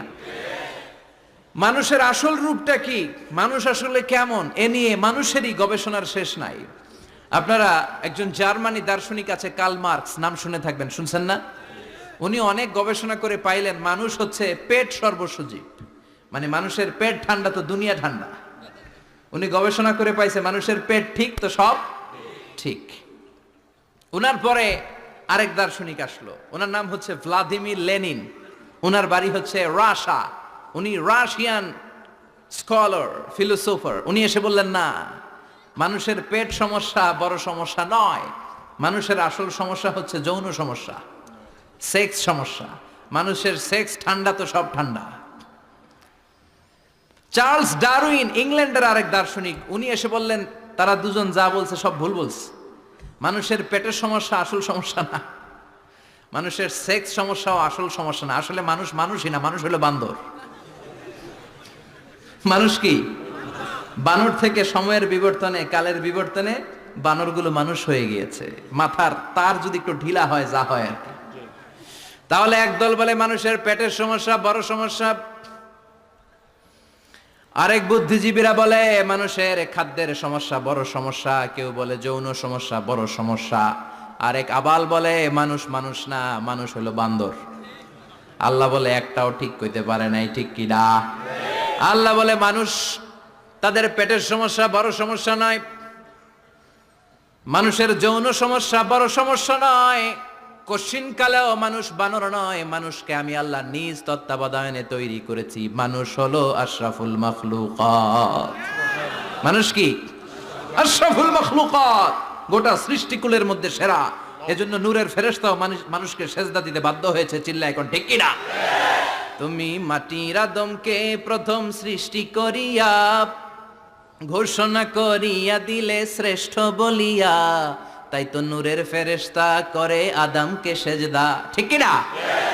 তাই তো নূরের ফেরেশতা করে আদমকে সেজদা, সবার চেয়ে সম্মান দিলে মাটির আদমকে। পড়েন আল্লাহু আল্লাহু তুমি জাল্লে জালালুহু, শেষ করা তো যায় না গে তোমার গুণগান। আল্লাহু আল্লাহু সুবহানাল্লাহ পড়েন। আল্লাহ বলেন পেটের সমস্যা সমস্যা, কিন্তু আসল সমস্যা না। মানুষের যৌন সমস্যা বড় সমস্যা, কিন্তু আসল সমস্যা না। মানুষ বানর নামের প্রজাতির ভেতর দিয়ে মানুষ হয় নাই, মানুষকে আমি নিজে তৈরি করেছি। মানুষকে আমি আশরাফুল মাখলুকাত বানিয়েছি। সুবহানাল্লাহ। বুখারীর বর্ণনা, লাম্মা খালাকাল্লাহু আদম ওয়া কানা তুলুহু 60 যিরাআন। আল্লাহ যখন সাইয়েদনা আদমকে তৈরি করলেন 60 হাত লম্বা করে তৈরি করলেন। কয় হাত? আপনি কয় হাত? আমি কয় হাত? আমরা কয় হাত? কিন্তু আদম ছিল কয় হাত? সুবহানাল্লাহ কইবেন না? আপনারাও যখন জান্নাতে প্রবেশ করবেন, বুখারীর ওই বর্ণনাতে এসেছে মানুষরা যখন জান্নাতে প্রবেশ করবে প্রতিটা মানুষ 60 হাত লম্বা হয়ে প্রবেশ করবে। এই দুনিয়াতে দাড়ি রাখার জন্য বিশ্বনবী আদেশ করেছেন, কিন্তু জান্নাতে যারা যাবে এদের দাড়িও থাকবে না, মোছও থাকবে না, গায়ের মধ্যে পশমও থাকবে না। সুবহানাল্লাহ বাড়িতে গিয়া চিৎকার করে পড়েন আল্লাহু আকবার। তার মানে মানুষ হলো আশরাফুল মাখলুকাত, গোটা বিশ্বের মধ্যে সেরা। আল্লাহ বললেন আদমকে আমি নিজ হাতে তৈরি করেছি। লাম্মা খালাকাল্লাহু আদম ওয়া কানা তুলুহু 60 যিরাআন, 60 হাত লম্বা করে আদমকে বানিয়েছি। আদমকে সব সৃষ্টির মধ্যে শ্রেষ্ঠত্বের মানদণ্ডে উন্নীত করে আদমকে আমি আশরাফুল মাখলুকাত বানিয়েছি। সুবহানাল্লাহ। আমরা আশরাফুল মাখলুকাত, ভালো লাগে না শুনতে? আমরা হচ্ছি খলিফাতুল্লাহি ফিল আরদ, ইন্নী জাইলুন ফিল আরদি খলিফা। আল্লাহ বলেন আমি দুনিয়াতে আমার আদেশ বাস্তবায়নের জন্য, লি ইজরাই আহকামিল্লাহি ওয়া তানফিযি আওয়ামিরিল্লাহ, আল্লাহর আদেশ আল্লাহর নিষেধ জমিনের বুকে পালন করার জন্য মানুষকে আমি খলিফা বানিয়েছি। কার কথা? চুরি করলে হাত কেটে দাও, কার আইন? নাকি মাননীয় প্রধানমন্ত্রী শেখ হাসিনার আইন? এই দেশের বানানো আইন। চুরি করলে হাত কাটো, কথাটা কার? السارق والسارقة فاقطعوا أيديهما جزاء بما كسبا نكالا من الله والله عزيز حكيم. If anyone steal something very precious from the society, the government should cut down his right hand. দামি কিছু চুরি করলে এটা সাক্ষীর দ্বারা সাব্যস্ত হলে গভর্নমেন্টের উচিত তার ডান হাতটা এক কোপ মেরে কেটে দেয়া। কার কথা? বানু মাখজুমিয়া গোত্রের এক মেয়ে মদিনাতে চুরিতে ধরা পড়ল। অনেক বড় ফ্যামিলির, ডিগনিফাইড শিল্পপতির মেয়ে। সাহাবারা বলল এই মেয়ের হাত যদি বিশ্বনবী মদিনায় কেটে দেয়, মদিনাতে তো মারামারি লেগে যাবে। কে বলবে বিশ্বনবীর কাছে যে সুপারিশ করার ক্ষমতা কারো নাই? বিশ্বনবীর পালক পুত্র উসামা বিন যায়েদ, যায়েদ ইবনে হারেসা, তার ছেলে উসামা পালক পুত্রের ছেলে, তাকে বিশ্বনবী বড্ড ভালোবাসতো। তার উপাধি হলো হুব্বু রাসূলিল্লাহ, বিশ্বনবীর ভালোবাসা। সবাই বলল, উসামা আমরা যে বলতে পারবো না, তুই যে নবীরে সুপারিশ কর। ও নবী, যদিও চুরি করেছে মেয়েটা, সাব্যস্ত হয়েছে, কিন্তু আপনি মাফ করে দেন, হাত কেটে দিয়েন না। উসামা যে বলে, নবী হাত কেটে দিয়েন না। বিশ্বনবীর চেহারাটা আগুনের গোলার মতো লাল হয়ে গেল। বিশ্বনবী বললেন, উসামা এটা আল্লাহর আইন, সুপারিশ করার সাহস তোর বুকের ভিতরে দিল কে? কে দিয়েছে স্পর্ধা? লাউ আন্না ফাতিমা বিনতে মুহাম্মদ সারাকাত লাকাতা মুহাম্মাদুন ইয়াদাহা। এই মেয়ে তো দূরের কথা, আমার কলিজার টুকরা, নয়নের পুটুলি, জান্নাতি নারীদের সর্দারণী আমার মেয়ে ফাতেমাও যদি চুরিতে ধরা পড়ে, আমি তলোয়ারটা বের করে ফাতেমার হাত কেটে দিতে এক সেকেন্ডও দেরি করব না। কারণ আইনটা কার? চিল্লায় বলেন কার? এজন্য বাংলাদেশের চুরি চামারি আছে না নাই? হাজার হাজার কোটি টাকা উধাও হয়ে যায়, আছে না নাই? আমাদের মাননীয় প্রধানমন্ত্রী যদি এই নিয়ম করে দেয়, যারাই চুরি করবে হাত কেটে দেয়া হবে। বাইতুল মুকাররমের স্কয়ারের সামনে হাত কেটে দেয়া হবে, আর প্রতিটা চ্যানেল লাইভ ব্রডকাস্ট করবে, এটা সরাসরি সম্প্রচার, আমরা সবাই দেখবো কেমনে চোরদের হাত কাটে। এই নিয়ম যদি আমাদের মাননীয় প্রধানমন্ত্রী করে দেয়, দেশে আর চোর খুঁজে পাওয়া যাবে? কথা কন। তবে এই চোর লাউ চোর, ডাইল চোর, মুরগি চোর না, যারা হাজার কোটি টাকা মেরে দেয়। এক সিগনেচারে দেশের 10,000 কোটি টাকা নাই, চিল্লায় বলো ঠিক কিনা? এই চোরদের বিচার যদি করা যেত, তাহলে এই দেশে আর দুর্নীতি থাকতো না। দুর্নীতি দমন কমিশনের দরকার হতো না। মন্ত্রীদের রাতের ঘুম হারাম হতো না। এটা মদিনার সমাজ হয়ে যেত, শান্তির বাংলাদেশ হয়ে যেত, ঠিক কিনা? এজন্য আল্লাহ বললেন, গোলাম এই জমিনের ভেতরে চুরি করলে হাত কেটে দিবা, জিনা ব্যভিচার করলে ডেথ পেনাল্টি, ক্যাপিটাল পানিশমেন্ট, মৃত্যুদণ্ড, সর্বোচ্চ শাস্তি, ঠিক কিনা? আপনাদের নোয়াখালীর কোথায় যেন একটা মেয়ে ধর্ষিতা হয়েছে, সুবর্ণচর, এটার বিচার হয়েছে না? প্রক্রিয়াধীন হচ্ছে, সবাই অ্যারেস্ট হয়েছে, হচ্ছে। এজন্য ইসলাম দিয়ে যদি আইন কায়েম করা হয়, 24 ঘন্টার আলটিমেটামে সব বিচার হয়ে যাবে, যেরকম ঠিক কিনা? ইসলাম বলে চোরের হাত কেটে দাও, জেনা ব্যভিচার করলে ডেথ পেনাল্টি। সৌদি আরবে হেড অফ করে, গলা কেটে ফেলে। বাংলাদেশেও যদি এটা করা যেত, খবর হয়ে যেত, আর কোন ধর্ষক বাংলার জমিনে জন্মাতো না, চিল্লায় বলো ঠিক কিনা? আল্লাহ বলেন, আমি মানুষকে খলিফা বানিয়েছি আমার এই হুকুম আহকামগুলো বাস্তবায়নের জন্য। সব সৃষ্টিকুলের মধ্য থেকে মানুষকে আমি বানিয়েছি আশরাফুল মাখলুকাত, আবার মানুষকে বানিয়েছি আমি আমার খলিফা। আবার মানুষের চেহারাটা আমি আল্লাহ সব চাইতে সুন্দর করে তৈরি করেছি। সুবহানাল্লাহ। লাকাদ খালাকনাল ইনসানা ফি আহসানি তাকওয়িম। আমি মানুষের চেহারাটা সব চাইতে চমৎকার অবয়ব দিয়ে তৈরি করেছি রে গোলাম। সুবহানাল্লাহ। পৃথিবীতে যত প্রাণী আছে, সব সৃষ্টির মধ্য থেকে আমাদের সৃষ্টিটা সুন্দর না? আপনি হিউম্যান অ্যানাটমি নিয়ে যদি গবেষণা করেন, কেমনে আল্লাহ আমাদের এখানে হার্ট দিলেন, লাঞ্চ দিলেন, হ্যাঁ, তারপরে 206টা হাড্ডি দিলেন, হাড্ডিগুলো আবার ব্যান্ড করা যায়, দেখছেন? বাঁকা করা যায় না? এটা বাঁকা করা যায়। বাঁকা না করলে আপনি খাইতে পারতেন? ক্রিকেট যারা খেলো, পেস বল করতে পারতা? স্পিন বল, হ্যাঁ, অফিস স্পিন, লেগ স্পিন, কয় হুজুরও জানে কেমনে রে, তোর থেকে শিখছি বেটা। তো এই যে ছেলেপেলারা এরকম অফ স্পিন করে, লেগ স্পিন করে, এগুলো হচ্ছে আল্লাহর দেয়া কারিশমা। হাত ঘুরানো যায়। আল্লাহ যদি এটাকে এরকম ব্যান্ড করার সুযোগ না দিতেন, করতে পারতাম? আবার এইখানেও বাঁকা করার সুযোগ আছে না নাই? এইখানেও আছে না নাই? আবার এইখানেও আছে না নাই? কত কাজ। বাজার করে যখন বাজারের ব্যাগ যখন নিয়ে আসেন, কোথায় ধরে রাখেন? আঙ্গুলে ধরে রাখতে হয়। ক্যারাম যখন খেলো, কি দিয়ে টোকা মারো? সুবহানাল্লাহ কয় না পোলাপান? আহা, কত খেলার সিস্টেম আল্লাহ দিলেন। আবার ক্রিকেটের মধ্যে 2 আঙ্গুল তুললে কি? ওই যে সব মুখস্থ। আবার 1 আঙ্গুল তুললে কি? দেখছেন ঘটনা? আউট। কত কাজ এই আঙ্গুল দিয়ে। এই আঙ্গুলগুলোর বাঁকা করার, বেন্ড করার ক্ষমতা আমাদেরকে দিয়েছে কে? আল্লাহ। এজন্য আল্লাহ বললেন, লাকাদ খালাকনাল ইনসানা ফি আহসানি তাকওয়িম। আমি মানুষের চেহারাটা সব চাইতে সুন্দর করে তৈরি করেছি। মানুষ সুন্দর, আমাদের চোখ সুন্দর না মিয়া? আমাদের চোখও যদি সুন্দর হতো, তাইলে আমরা বুঝতাম মানুষগুলো কত সুন্দর। আমরা মনে করি ধলা হইলেই সুন্দর, কয় ধলা ধলা এটা সুন্দর। ডাকাইত, এগুলো ডাকাত। একটা মানুষের চেহারা স্কিন যদি কালো হয়, এর মধ্যে একটা সৌন্দর্য আছে না নাই? একটা মেয়ের স্কিন যদি কালো হয় তারপরও চেহারায় সৌন্দর্য আছে না নাই? কয় না হুজুর আমার বউ সুন্দর না, কালা কালা। আছে না নাই? তুই ডাকাত। তুই কি? একজন মানুষের চেহারা যেরকমই হয় আপনি খেয়াল করে দেখবেন, তারপরও তার অবয়বের মধ্যে একটা এক্সট্রা অর্ডিনারিটি আছে, কারোর সাথে কারোটা মিলে না। সুবহানাল্লাহ পড়েন। এজন্য প্রতিদিন স্ত্রীরে বলবেন, স্ত্রী তুমি সুন্দরী, তুমি অনন্যা, তোমার চাইতে সুন্দরী গোটা বিশ্বে কেউ নাই। কইবেন না? মুরব্বীরা কয় না, কইতাম না, আগে কইয়া ফেলাইছি। এগুলো বলবেন। এগুলো বললে স্বামী স্ত্রীর মধ্যে ভালোবাসা বাড়াই দিবে কে? আমি প্রায় এগুলো বলি, উৎসাহিত করি যে স্বামী স্ত্রীর মধ্যে যে ভালোবাসাটা, এটা পবিত্র, এটা জান্নাতি। এই ভালোবাসা জান্নাতে শুরু হয়েছিল সাইয়েদনা আদম আর হাওয়ার মধ্য দিয়ে। চিল্লা এখন ঠিক কিনা?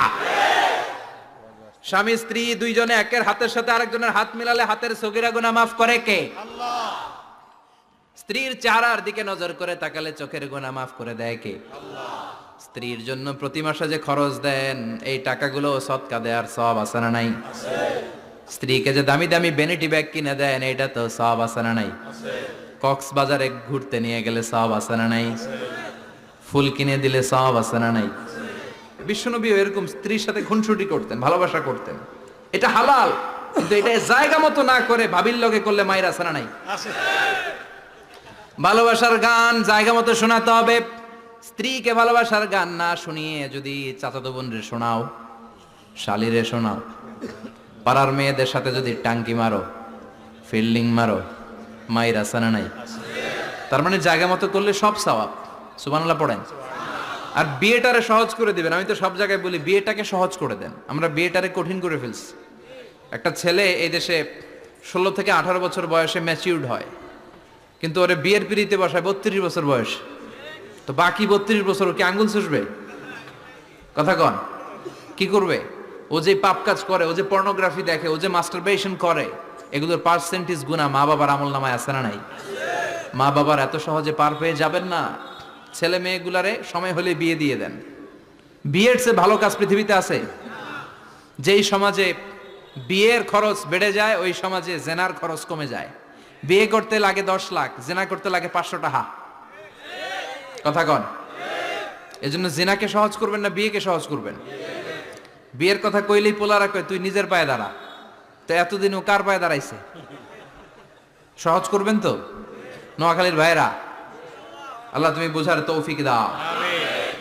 এরপর আল্লাহ বললেন, আমি মানুষকে শুধু আশরাফুল মাখলুকাতি বানাই নাই, আমার খলিফাই বানাই নাই।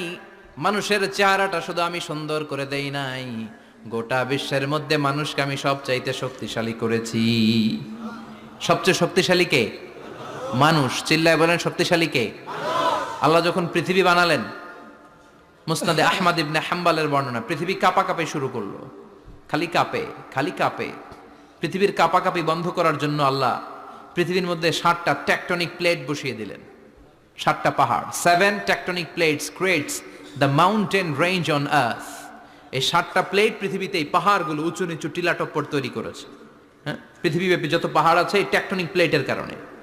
ওয়াজআলনাল জিবালা আওতাদা, পৃথিবী কাঁপতে শুরু করলো সৃষ্টির পর। পৃথিবীর কাঁপাকাঁপি বন্ধ করে দেওয়ার জন্য আল্লাহ পৃথিবীর ভেতরে পাহাড় ঢুকিয়ে দিলেন। পাহাড় পেরেকের মতো গেড়ে দেওয়ার পরে পৃথিবীর কাঁপাকাঁপি বন্ধ হয়ে যায়। সুবহানাল্লাহ। ফেরেশতারা অবাক হয়ে বলে, মাবুদ, পৃথিবীর কাঁপাকাঁপি বন্ধ হলো কেমনে? আল্লাহ বললেন, ও ফেরেশতারা, পৃথিবীর মধ্যে আমি পাহাড়কে গেড়ে দিয়েছি। পাহাড় গেড়ে দেওয়ার কারণে পৃথিবীর কাঁপাকাঁপি বন্ধ হয়ে গেছে। ফেরেশতারা বললেন, তাই নাকি? পাহাড়ের এত বড় শক্তি। ইয়া রাব, হাল মিন খালকিকা আশাদ্দা মিনাল জিবাল, আপনার এই সৃষ্টিকুলের মধ্য থেকে পাহাড়ের চাইতে বেশি শক্তিশালী কিছু আছে নাকি? আল্লাহ বললেন, হ্যাঁ আছে। পাহাড়ের চাইতে শক্তিশালী হচ্ছে আল হাদিদ, মানে লোহা। পাহাড়ের চেয়ে শক্তিশালী কি? এই লোহার নামে কোরআনে সূরা আছে না নাই? সূরার নাম কি? কথা বলেন। وأنزلنا الحديد فيه بأس شديد।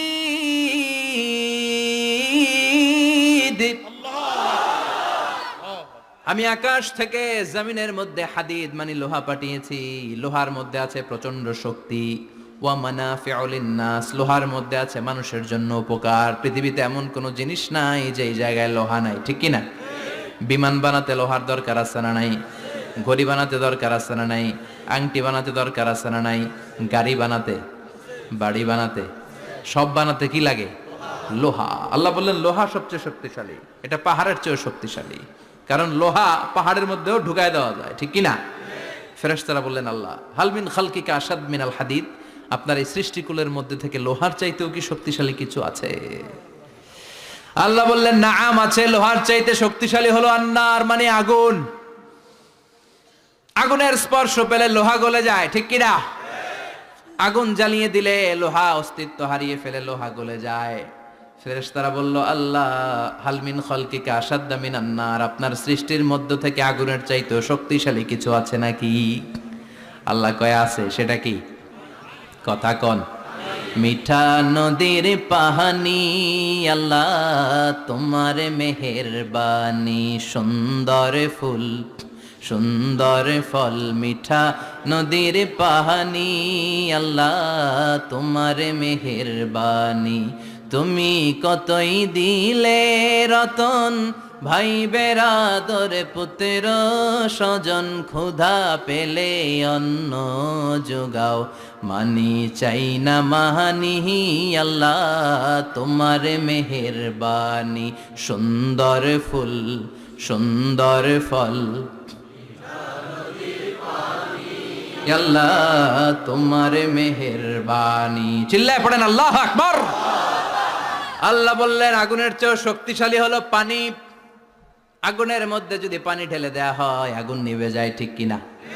ফেরেশতারা বলল আল্লাহ আল মিন খালকিকা আশাদ্দা মিনাল মা, আপনার সৃষ্টিকুলের মধ্যে পানির চাইতেও শক্তিশালী কিছু আছে নাকি? আল্লাহ কইলেন আছে।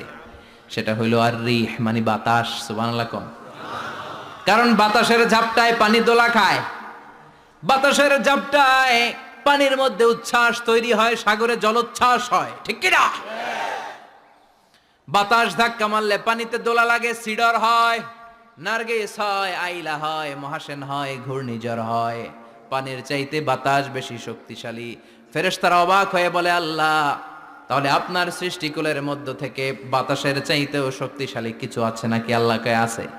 ফেরেশতারা বললেন বাতাসের চাইতেও শক্তিশালী যদি কিছু থেকে থাকে সেটা কি? আল্লাহ বললেন সেটা হলো মানুষ, বনি আদম, আল ইনসান। তবে ওই মানুষ যেই মানুষ দান করে, কি করে? ডান হাত যা দান করে বাম হাত সেটা টের পায় না। সুবহানাল্লাহ।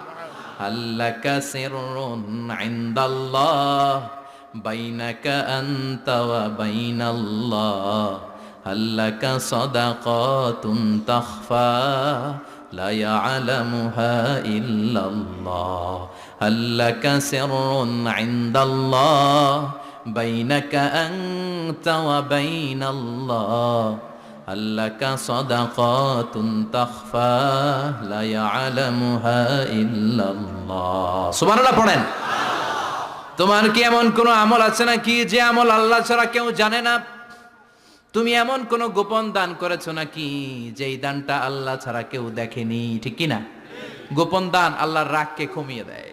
তাহলে ওই মানুষ ওই বাতাসের চাইতেও শক্তিশালী যে মানুষ ডান হাতে দান করলে বাম হাতও টের পায় না। মানুষ টের পাওয়া তো দূরের কথা, চিল্লায় পড়েন আল্লাহু আকবার। এজন্য আল্লাহ বললেন মানুষকে আমি আশরাফুল মাখলুকাত বানালাম, মানুষকে আমি আমার খলিফা বানালাম, মানুষের চেহারাটা সুন্দর করলাম, আবার মানুষকে আমি সব চাইতে শক্তিশালী করে বানালাম। তার এই আল্লাহর কোরআন যদি ঠিক মতো পড়া যায়, মানুষের মতো মানুষ বানিয়ে আপনারা জান্নাতি বানাবে কে? তার মানে এই কোরআন পড়লে মানুষের মতো মানুষ হওয়া যায়। চিল্লায় বলেন কি হওয়া যায়? সবাই বলেন মানুষের মতো মানুষ হতে চান তো সবাই? সবাই চাই।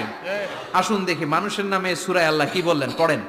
আউযু বিল্লাহি মিনাশ শাইতানির রাজীম, বিসমিল্লাহির রহমানির রহিম। হাল আতা আলাল الإنسان حين من الدهر لم يكن شيئا مذكورا। আল্লাহ বললেন মানুষের জীবনের একটা সময় ছিল যেই সময়টা উল্লেখ করার মতো মানুষ কিছুই ছিল না। সুবহানাল্লাহ। প্রত্যেক মানুষের জীবনে এমন একটা সময় ছিল যেই সময়টাতে উল্লেখ করার মতো সে আসলে কিছুই ছিল না, তার অস্তিত্বই ছিল না, সে জিরো ছিল, তাকে জিরো থেকে হিরো বানিয়েছে কে? হাল আতা আলাল ইনসান, এই হাল হচ্ছে ইস্তেফাম তাকরিরি, বিমানা কাদ আতা আলাল ইনসান, অবশ্যই অবশ্যই মানুষের জীবনে এমন একটা সময় এসেছে লাম ইয়াকুন শাইআম মাযকুরা, উল্লেখ করার মতো সে কিছুই ছিল না। কার কথা? মুফাসসিরিন একরাম ইনসান দ্বারা এখানে দুইটা জিনিস বুঝিয়েছেন, এক হলো সাইয়েদনা আদম, আর এক হলো আমরা সবাই। এই পৃথিবীতে মানুষ বানানোর তিন ক্যাটাগরি। ক্যাটাগরি নাম্বার 1, মাও নাই বাবাও নাই, এই সিস্টেম আল্লাহ কার বানাইছে? কথা বলেন। আবার শুধুমাত্র মা আছে বাবা নাই, এই সিস্টেমে কাকে বানালেন? আবার বাবাও আছে মাও আছে, এই সিস্টেমে কারে বানালেন? আমাদেরকে বানালেন। আবার সাইয়েদনা আদমকে আল্লাহ যখন বানালেন, তিনি বানালেন মিন তিনিন লাযিব, এঁটেল মাটি থেকে বানালেন। এঁটেল মাটি দিয়ে কাঠামো বানানো যায় না, স্ট্রাকচার করা যায় না। এঁটেল মাটি জমিন থেকে নিয়ে আল্লাহ রেখে দিলেন 40 বছর। চিল্লায় বলেন কয় বছর? আর আকাশকে বললেন ইয়া সামা আমতিরি আলাইহি 40 সানা, ও আকাশ এই মাটির উপরে 40 বছর তুমি বৃষ্টি দাও। 40 বছর এঁটেল মাটির উপরে বৃষ্টি জমতে জমতে জমতে জমতে এটা হয়ে গেল হামাইম মাসনুন, কাদামাটি। সুবহানাল্লাহ পড়ে। কাদামাটি থেকে গেল 40 বছর। কাদামাটি থেকে আল্লাহ সাইয়েদনা আদম আলাইহিস সালামের ডাইস বানালেন। তারপরে আল্লাহ সূর্যরে বললেন ইয়া শামসু হাররিকি আলাইহি 40 ইয়াউমা, ও সূর্য এবার আদমের কায়ার উপরে, মূর্তির উপরে তুমি 40 বছর সূর্যের আলো দাও।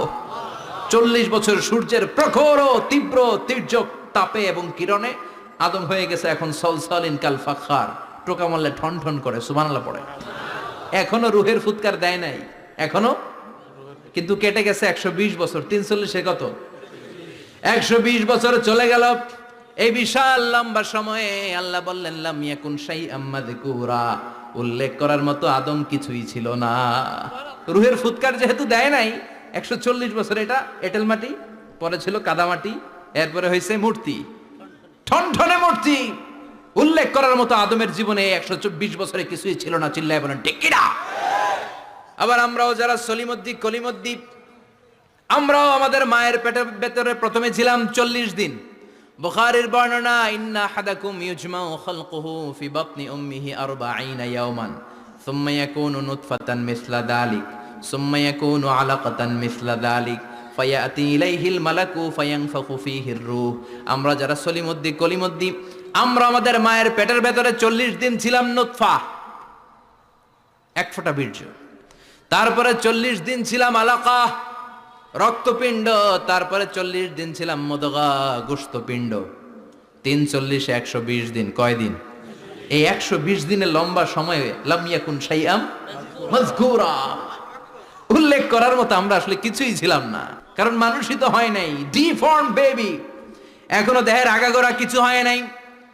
120 দিন পর ফেরেশতা এসে আমার দেহের মধ্যে ফুৎকার দিয়ে যায়, তখন আমার হার্ট পার্টিশন চালু হয়ে যায়, আমার হার্টবিট চালু হয়, সিস্টোলিক ডায়াস্টোলিক, এই যে ধপ ধপ ধপ, এই প্রেসারটা ছাড়া মানুষ বাঁচে? ফুসফুসের কাজ কি? খালি ধপ ধপ করে, দম টানে আর দম নেয়, দম ফুরাইলে ঠুস। আয় রে মানুষ রঙিন ফানুস, দম ফুরাইলে তবু তো ভাই কারোরই নাই একটুখানি। আয় রে মানুষ রঙিন ফানুস, রঙিন ফানুস, আয় রে মানুষ। সুবহানাল্লাহ। আমরা ছিলাম নুতফা, আলাকা, মুদগা, sperm drop, then blood clot, and finally the little flesh. আমি আমার এমফিল রিসার্চ করেছি এটার উপর, এটা ইংরেজিতে বলে এমব্রয়োলজি, ভ্রূণতত্ত্ব। How the little embryo develops in mother womb, মায়ের পেটে এই ছোট্ট ভ্রূণ, এটা কেমন করে শুক্রাণু ডিম্বাণু থেকে 8 মাস 10 মাস 9 মাস পরে কেমন করে জমিনে আসে। How the little embryo develops in mother womb, মায়ের পেটে কেমন করে ডেভেলপ করে। একেবারে ক্ষুদ্র ছিলাম আমি, তুচ্ছ ছিলাম আমি, নগণ্য ছিলাম আমি, আমার কোনো নাম ছিল না, আমার কোনো গ্রাম ছিল না, আমার কোনো পরিচয় ছিল না। এখন দুনিয়াতে আমাদের পরিচয় আছে না নাই? কিন্তু মিজানুর রহমান আজহারি একটা সময়ে লাম ইয়াকুন শাইআম মাযকুরা, তোরা কেউ চিনতো না, তোর নামটাও কেউ জানতো না, উল্লেখ করার মতো তুই কিছুই ছিলি না। এটা দিয়ে আল্লাহ বুঝাতে চাইলেন তোর কিছুই ছিল না, জিরো থেকে আমি হিরো বানালাম। ক্ষমতার দাপট দেখাবি না, ক্ষমতার অহংকার দেখাবি না, টাকা পয়সার গরম দেখাবি না। 2 দিনের টাকার মালিক হয়ে ওর পা জমিনে লাগে না এরকম টাকা তা ছেড়ে নাই। লাম ইয়াকুন শাইআম মাযকুরা, তোর চেয়ে বড় ক্ষমতাশীল ছিল ফেরাউন। আল্লাহ ছাড় দিয়েছে, ছেড়ে দেয় নাই, ঠিক কিনা? নমরুদরে ছাড় দিয়েছে, ছেড়ে দেয় নাই, ঠিক কিনা? আবু জাহেলকে ছাড় দিয়েছে, ছেড়ে দেয় নাই, ঠিক কিনা? এখনো যারা গাদ্দারি করে, ইসলামের বিপক্ষে কথা বলে, ইসলামকে জামিনের ভিতর গেড়ে দিতে চায়, দেখা যায় আল্লাহ ওদেরকে ছাড় দেয় কিন্তু ছেড়ে দেবে না। চিল্লায় কও ঠিক কিনা? পৃথিবীতে কেউ তো স্থায়ী হয় না, হোক না সে ফেরাউন কিবা নমরুদ। কেউ ভাবে চিরদিন রয় না, কেউ ভাবে চিরকাল রয় না। কেউ থাকতে আসে নাই, এত বড় বড় দাপটওয়ালারা সব শেষ। আমি তো প্রায় জায়গায় বলি আমি ফেরাউনের লাশটা নিজে দেখে এসেছি, যেহেতু আমি আল আজহার ইউনিভার্সিটির স্টুডেন্ট। 200 পাউন্ড লাগে দেখতে, আমি দেখছি ফ্রি। আমার আল আজহারের জামিআতু আল আজহার শরীফের একটা কার্ড ছিল, ওটা দেখাইলে সব ফ্রি, ফ্রিতে দেখে আসছি। ঢুইকেই দেখি ফেরাউন চাচা শুয়ে রয়েছে। আমি বললাম, ফেরাউন চাচা কেমন আছো? How are you? WhatsApp man? কোনো আওয়াজ নাই। আমি জিজ্ঞেস করেছি তাকে, কেমন আছো তুমি, কি অবস্থা, কেমন যাচ্ছে তোমার? হোয়াটসঅ্যাপ, কোনো আওয়াজ নাই। আমি অবাক হয়েছি, এই লোকটার হুঙ্কারে মিশরের জমিন থার থার করে কাঁপতো। আজ করে শেষ করে দিছে কে? আজ আছে কাল নাই, ঠুস দম ফুরাইলে। এজন্য আল্লাহ বললেন, হাল আতাব আলাল ইনসানি হিনুম মিনাদ দাহরি লাম ইয়াকুন শাইআম মাযকুরা।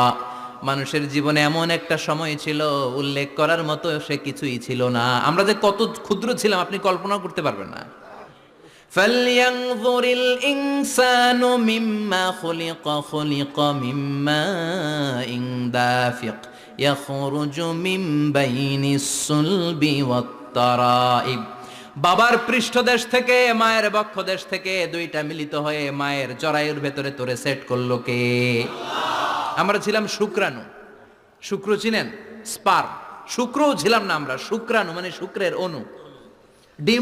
ডিম্ব আমরা ছিলাম না, আমরা ছিলাম ডিম্বাণু মানে ডিম্বের। আরবিতে বলে আল বুয়াইদা আল উনসাউইয়া। 1 ফোঁটা বীর্যের ভেতরে, 1 ফোঁটা শুক্রের ভেতরে 20 কোটি অণু থাকা লাগে। ওই 20 কোটির একটা ছিলাম আমি। 20 কোটির একটা ছিলেন আপনি। উল্লেখ করার মতো আমি কিছুই ছিলাম না, আমরা কিছুই ছিলাম না। চিল্লা এখন ঠিক কিনা? আল্লাহ বললেন, লাম ইয়াকুন শাইআম মাযকুরা, কিছুই ছিল না। স্পার্ম ড্রপ আর ওভাম দুইটাকে মিলিয়ে আমি আল্লাহ করে ফেললাম জাইগোট। সেইটারে আমি বানালাম এমব্রয়ো, ভ্রূণ, ব্যাঙ্গাচির মতো। বর্ষাকালে বৃষ্টির পরে দেখবেন ব্যাঙের বাচ্চাগুলো খালি ছোটাছুটি করে, তাই না? কালো কালো দেখা যায় না? আমি আপনি আমরা প্রত্যেকে এরকম ব্যাঙের বাচ্চার মতো ছিলাম। হাত পা তো দূরের কথা, ব্যাঙের বাচ্চার মতো ছিলাম। মায়ের জরায়ুর দেয়ালে লেপ্টে ছিলাম। আমাদের হাত ছিল না, আমাদের পা ছিল না, কিচ্ছু ছিল না। সেখান থেকে আল্লাহ আমাদেরকে বড় করতে লাগলেন। এরপরে আমরা হয়ে গেলাম ফেটাস, ডেভেলপড স্টেজ। 120 দিন পরে আল্লাহ তাআলা আমাদের রুহের ফুৎকার দিলেন, আমার হার্ট দিলেন, আমার লাংস দিলেন, আমার গল ব্লাডার দিলেন, আমার কিডনি দিলেন, আমার লিভার দিলেন, আমার ইন্টেস্টাইন দিলেন। আমার দেহের ভিতরে তিনি রক্ত ঢুকিয়ে দিলেন। আমার কলবের এই ধাক্কা ধাক্কি শুরু হয়ে গেল। আল্লাহ বললেন, এই কলবটা সব চাইতে দামি অঙ্গ, কলবের মধ্যে জিকির ভরতে হবে কার? লা ইলাহা ইল্লাল্লাহু মুহাম্মাদুর রাসূলুল্লাহ সাল্লাল্লাহু। কলবের ভেতরে ভরতে হবে আল্লাহর জিকির। অনেকেই কলবের ভেতরে ভরে আয়না, আছে না নাই? আয়না বসাইয়া দে মোর দয়াল বাবা, কেল্লা কাবা আহেনার কারিগর, আয়না বসাইয়া দে মোর। তোর বাবার কলবেই তো আয়না নাই, তোরে কি আয়না দিবে বেটা? বিশ্বনবী কখনো বলেছেন কলবে আয়না বসাতে? বিশ্বনবীর সাহাবারা কলবে বসাতে হবে আল্লাহর জিকির। আলা বিযিক্রিল্লাহি তাতমাইন্নুল। দুনিয়ার কোনো কিছু কলবকে ঠান্ডা করতে পারে না একমাত্র আল্লাহর জিকির ছাড়া। চিল্লায় এখন ঠিক কিনা? এজন্য আল্লাহ বললেন, হাল আতা আলাল ইনসানি হিনুম মিনাদ দাহরি লাম ইয়াকুন শাইআম মাযকুরা। প্রতিটা মানুষের জীবনে এমন একটা সময় ছিল উল্লেখ করার মতো কিছুই ছিলাম না। এই আয়াতটা যখন ইসলামের প্রথম খলিফা বিশ্বনবীর ডান হাত সাইয়েদনা আবু বকর পড়তেন, তিনি শুধু কান্না করতেন, চোখের পানি ফেলতেন আর বলতেন, লাইতাহা তাম্মাত, হায় হায় আমার পুরো জীবন যদি এভাবেই কেটে যেত। লাম ইয়াকুন শাইআম মাযকুরা, মায়ের পেটের ভিতরে যখন ছিলাম, কিছুই যখন ছিলাম না, এরকমই যদি থাকতাম কতই না ভালো হতো। লা নাবতালি ওয়ালা নালিদ, জন্মগ্রহণ করতাম না, পরীক্ষার সম্মুখীন হতাম না, জীবনটা যদি এমনিই কেটে যেত কতই না ভালো হতো। এজন্য আল্লাহ বললেন, প্রতিটা মানুষের জীবনে এমন একটা সময় ছিল উল্লেখ করার মতো সে কিছু ছিল না। এরপর আল্লাহ বললেন, ইন্না খলাকনাল ইনসানা মিন নুতফাতিন আমশাজিন নাবতালি ফাজআলনাহু সামিআন বাসীরা। নিশ্চয় আমি মানুষকে জমাট বাঁধা মিশ্রিত নুতফা থেকে তৈরি করেছি। বাবার শুক্রাণু মায়ের ডিম্বাণু দুইটাকে মিলিয়ে দিল কে? জরায়ের ভিতরে সেট করলো কে? আল্লাহ বললেন, ফি কারারিম মাকিন, গোপনতম প্রকোষ্ঠে, যেই প্রকোষ্ঠে কোনো কবিরাজের কবিরাজি কাজে লাগে নাই, কোনো ডাক্তারের ডাক্তারি কাজে লাগে নাই, কিন্তু 9টা মাস ধরে খাবার পানি আর অক্সিজেন তোরে দিছে কে? আল্লাহ। আবার আল্লাহ বললেন, ফি যুলুমাতিন সালাস, 3টা প্যাকেট পড়িয়ে তোরে আমি রেখেছি, যতটুকু টেম্পারেচারে রাখলে তুই বেঁচে থাকবি ততটুকু টেম্পারেচারে তোরে রেখেছে কে? এজন্য আল্লাহ বললেন, মিন নুতফাতিন আমশাজিন নাবতালি, তারপরে তোকে আমি পরীক্ষা করতে শুরু করলাম দুনিয়ায়। দুনিয়াতে আমাদের জন্য পরীক্ষা আছে না নাই? যে আল্লাহর কাছে যত প্রিয় তার পরীক্ষাও তত আসাদুন নাসি বালাআন আল আম্বিয়া। দুনিয়ার মধ্যে সব চাইতে বেশি আল্লাহ পরীক্ষা করেছেন নবীদের, ঠিক কি না? সাইয়েদনা ইউসুফ আলাইহিস সালাম 10 বছর জেলে বন্দী ছিলেন, বিশ্বনবী 3 বছর জেলে বন্দী ছিলেন। শিয়াবে আবি তালেবের জেলখানায় বিশ্বনবী ছিলেন কি ছিলেন না? এজন্য জেল জরিমানা মুমিন ভয় পায় না, ঠিক কি না? আল্লাহ বললেন, নাবতালি, তোকে আমি পরীক্ষা করব ভয় দিয়ে, ক্ষুধা দিয়ে, সম্পদের হানি ঘটিয়ে, প্রাণ নাশের হুমকি দিয়ে। ইসলামের কথা বলা এত সোজা না। আপনি ইসলামের কথা বলবেন, আপনার বিরুদ্ধে ষড়যন্ত্র আছে না নাই? কিন্তু এগুলো দেখার আমাদের সময় আছে নাকি? আমরা কোরআনের কথা বলেই যাব, কোরআনের শান্তির বাণী বিশ্বব্যাপী আমরা ছড়িয়েই দিব, ঠিক কি না? আল্লাহ বললেন, সামিআন বাসীরা, এরপরে তোরে আমি চক্ষুষ্মান বানালাম, তোকে আমি কান দিলাম, চোখ দিয়ে দেখার সুযোগ দিলাম। চোখ আমাদেরকে দান করেছে কে? এই দুটি চোখ দিয়েছ বলে দেখি যে কত অপরূপ, নয়নাভিরাম খেতে খামারে জুড়াই জ্বালা বিধুর ধূপ, তোমার দেয়া চোখের শুকুর জানাবো তার ভাষা কই, যতই দেখি ততই যেন পলক ছাড়া চেরুই, ঠিক না? নেয়ামত আর নেয়ামত এই দু চোখ দিয়ে দেখি। এজন্য আল্লাহ বললেন, আলাম নাজআল লাহু আইনাইনি ওয়া লিসানান ওয়া শাফাতাইনি ওয়া হাদাইনাহুন নাজদাইন। ও বান্দা, তোরে কি আমি চোখ দেই নাই? তোরে কি আমি জিহ্বা দেই নাই? ঠোঁট দেই নাই? চোখ দিয়েছে কে? আল্লাহ। কখনো ভাবছেন কি নিয়ামত নিয়ে আমরা ঘুরে বেড়াই? যার চোখ নাই সে জানে চোখ না থাকার কি জ্বালা। 2 মিলিমিটার ডাইমেনশনের ছোট্ট এই চোখ নিয়ে আমার ভাইরে আমি যেমনে দেখি, আবার দূরের সূর্যের দিকে তাকালেও একই অ্যাঙ্গেলে দেখি, ঠিক কি না? ক্যামেরার মধ্যে অনেক দূরের জিনিস দেখা যায় না, কিন্তু এই চোখ দিয়ে লক্ষ কোটি মাইল দূরে থাকা তারা নক্ষত্রগুলোকেও দেখা যায়, ঠিক কি না? এই ক্যামেরার ভেতরে জুমিং পাওয়ার যদ্দূর আছে, কমসে কম তার 20 গুণ জুমিং পাওয়ার আল্লাহ চোখের ভেতরে দিয়েছে। ক্যামেরাতে যে পরিমাণ মেগাপিক্সেল আছে তার চেয়ে কয়েকশো গুণ বেশি মেগাপিক্সেল আল্লাহ চোখের ভেতরে ঢুকিয়ে দিয়েছে। আমরা যখন কোনো জিনিসের দিকে তাকাই, একটা লাইট এসে রিফ্লেক্ট করে, সেটা আবার ব্যাক করে আমার চোখের পেছনে রেটিনা থাকে। কি থাকে? এই রেটিনাতে যে নক করে, নক করার সাথে সাথে ওই আলোটাকে ইলেকট্রিক্যাল সিগন্যালের মাধ্যমে ট্রান্সমিট করে এটা ব্রেইনের একটা এরিয়া আছে, ভিজুয়াল এরিয়া, ভিশন এরিয়া, ওই ভিজুয়াল এরিয়াতে পাঠায়। তখন মুহূর্তের মধ্যে আমরা এটা দেখে ফেলি। এই দেখার জন্য কত কিছু হয়ে গেল, কিন্তু আমরা টের পাই না। 1 সেকেন্ডের কয়েক হাজার ভাগের কম সময়, 1 মাইক্রো সেকেন্ড, তারও কম সময়, 1 ন্যানো সেকেন্ডে আমরা তাকাই আর দেখি। কোন সুবহানাল্লাহ। আবার আল্লাহ কান দিলেন, সাউন্ড ওয়েভ তৈরি হয়, শব্দ তরঙ্গ আমাদেরকে শুনতে সাহায্য করে। এগুলোকে বলে ইয়ার ক্যানেল। এই ক্যানেলের ভেতর দিয়ে ঢুকে। অনেকে বলে এই পেছানো পেছনে এগুলো আল্লাহ দিল কেন? মা খালাকতা হাযা বাতিলা। আল্লাহ কোনো কিছুই এমনি এমনি দেয় নাই। সুবহানাল্লাহ পড়েন। এমনি এমনি না, এই যে কানের ভেতরে পেছানো পেছনে এগুলো আমরা যেন ঠিকঠাক ভাবে শুনতে পাই, এজন্য দিয়েছেন। সাউন্ড, শব্দ তরঙ্গটা এসেই এই ক্যানেল দিয়ে ঢুকতে হয়। আপনি কান কেটে যদি কান কাটা রমজান হয়ে যান, কিচ্ছু শুনতে পাবেন না। কান কাটা রমজান শুনছেন? ছোটবেলা আমরা শুনতাম কান কাটা রমজান। তো এই কান যদি আপনি কেটে দেন, আপনি কিন্তু কিছু শুনতে পাবেন না। এটা এয়ার ক্যানেল। এই ক্যানেল দিয়ে ঘুরে ঘুরে ঢুকতে হবে ভিতরে। ঢুকেই এয়ার ড্রাম আছে, এয়ার ড্রামে এটা নক করে। মানবদেহের সবচেয়ে 206টা হাড্ডির মধ্যে থেকে সবচেয়ে ছোট সাইজের হাড্ডি থাকে কানের ভেতরে। এটার আবার 3 ভাগ, outer air, middle air, the inner air. 3টা স্টেজ পার হয়ে এটা ব্রেনের ভেতরে হেয়ারিং নার্ভ আছে। শুনবার জন্য যে স্নায়ু আল্লাহ তৈরি করেছে, ওই স্নায়ুতে যে নক করে, এই নক করা মাত্রই আমরা শব্দটা শুনতে পাই।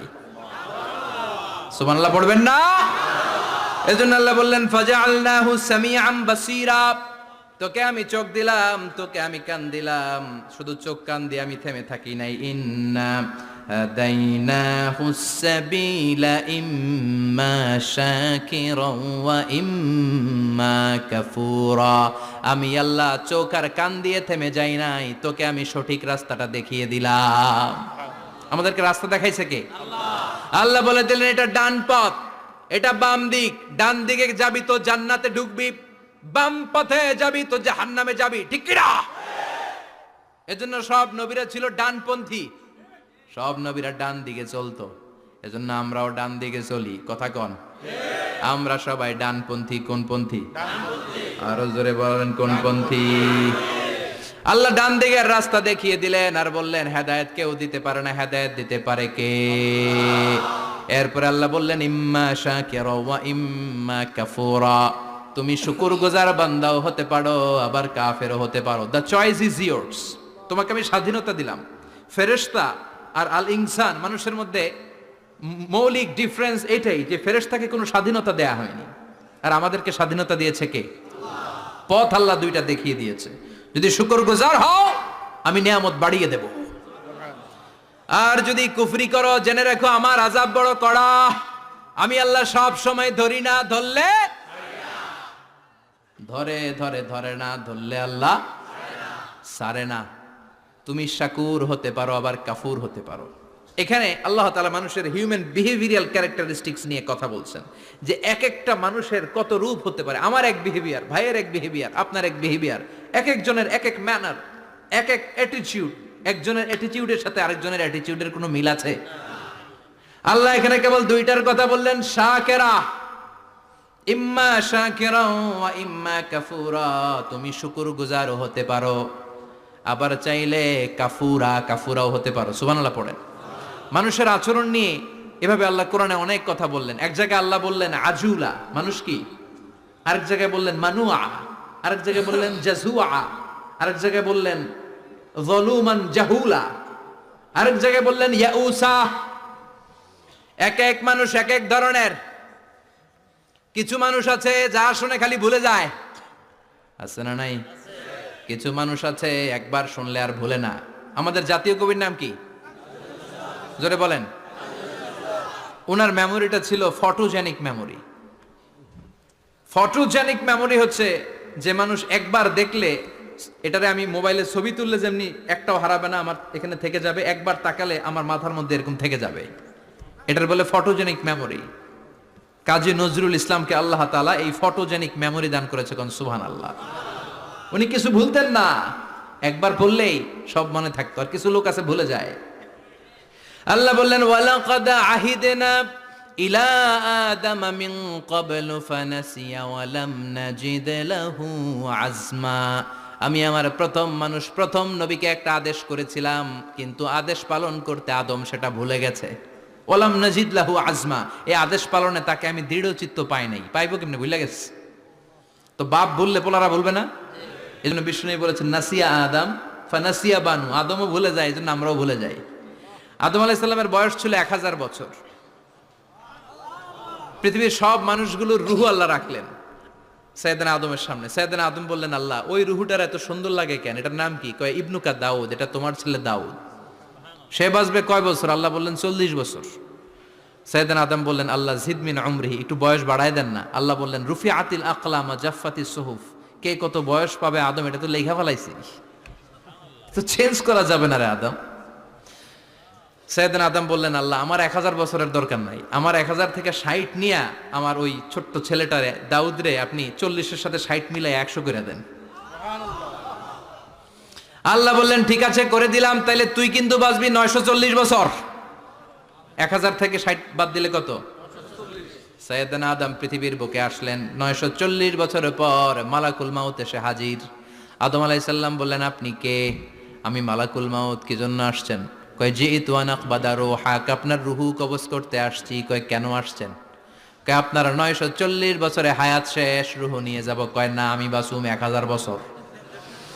মালাকুল মাউত বলে, আরে আপনি তো 60 বছর দান করে আসছিলেন রুহুর জগতে, ছেলেরা দেখে খুশির ঠেলায় 60 বছর দিয়া দিছেন আদমকে, আমার মনে নাই, ভুইলা গেছি, ভাগো, আমি আরো 60 বছর বাঁচুম, ভুইলা গেছি। নাসিয়া আদম ফানাসিয়া বানু, আমরাও ভুলে যাই, এরকম আছে না নাই?